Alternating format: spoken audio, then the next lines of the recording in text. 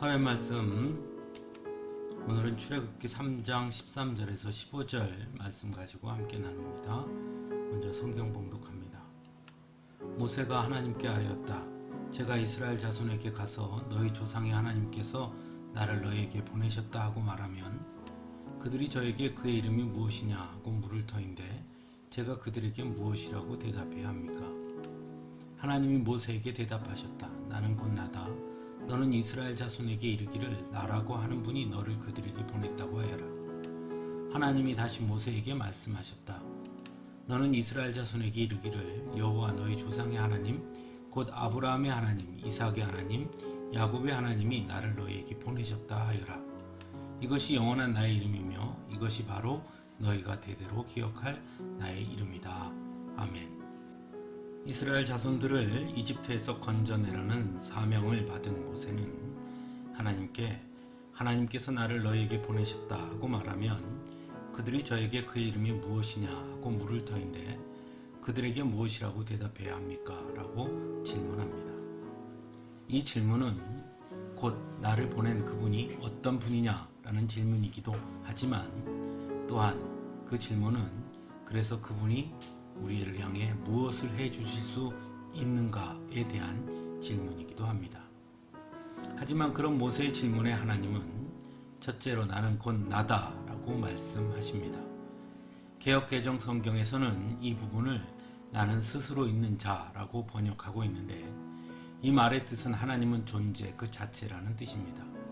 즉 무엇과 비교해서 설명할 수 없는 또는 무엇으로 설명할 수 없는 존재 그 자체로서의 하나님이심을 말씀하고 있는 것이죠. 두 번째로 하나님의 대답은 너희 조상의 하나님 곧 아브라함의 하나님, 이삭의 하나님, 야곱의 하나님이라고 말씀하시며 이것이 영원한 나의 이름이며 이것이 바로 너희가 대대로 기억할 나의 이름이다 라고 말씀하십니다. 이 말씀에는 몇 가지 의미를 담고 있다 할 수 있습니다. 첫째로 하나님은 누군가의 하나님으로 불려지기를 원하신다는 것입니다. 하나님을 믿음으로 고백하고 만나는 자들의 하나님이 되어주신다는 것이죠. 그래서 아브라함의 하나님이 되시듯이 오늘 하나님을 만나는 바로 우리들의 하나님도 기꺼이 되어주시는 것입니다. 그래서 우리는 언제나 하나님을 나의 하나님이라 부를 수 있는 것이기도 하지요.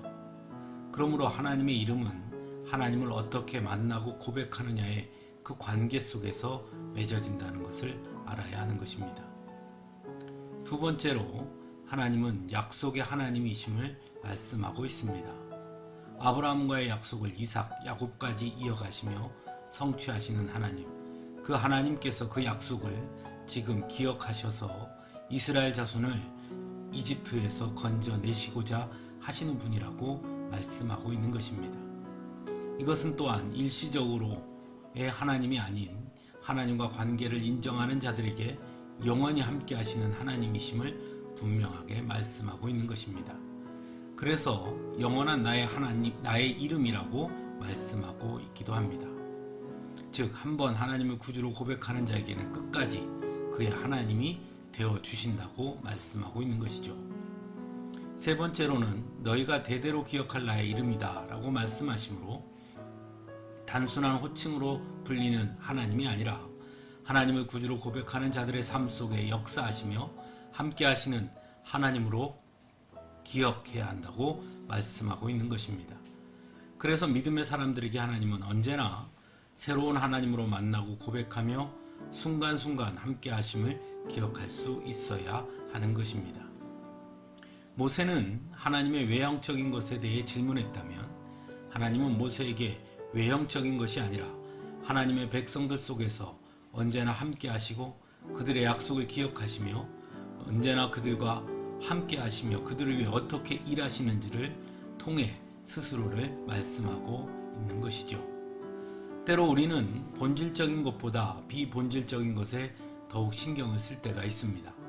즉 외형적으로 어떻게 비춰지는지에 매몰되어서 정작 그 내용이 무엇인지를 놓칠 때가 있다는 것입니다. 신앙에 있어서도 마찬가지입니다. 우리에게 가장 중요한 것은 하나님과 나는 어떤 관계를 형성하고 있으며 내 삶 속에 하나님은 어떻게 역사하시고 나는 하나님을 어떻게 경험하고 고백하고 있느냐라는 것을 잊으면 안 된다는 것입니다. 그것이 가장 중요한 본질 중에 하나이기 때문입니다. 함께 기도하겠습니다.